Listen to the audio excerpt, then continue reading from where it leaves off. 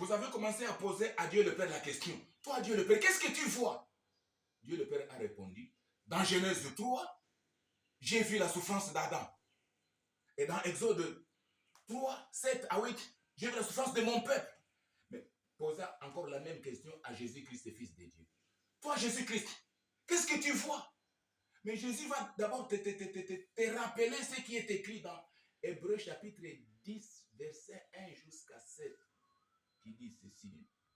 La loi de Moïse, elle n'était que une loi de l'ombre des biens à venir, mais elle n'était pas la représentation des choses exactes. La loi de Moïse n'était que l'ombre des biens à venir. Pourquoi? Parce que les sacrifices qui étaient offerts dans l'Ancien Testament, donc les boucs, les taureaux, donc le sang des animaux n'ôtait pas le péché, ne faisait que couvrir le péché. Plus les sacrificateurs sacrifiaient à Dieu, plus le souvenir du péché restait.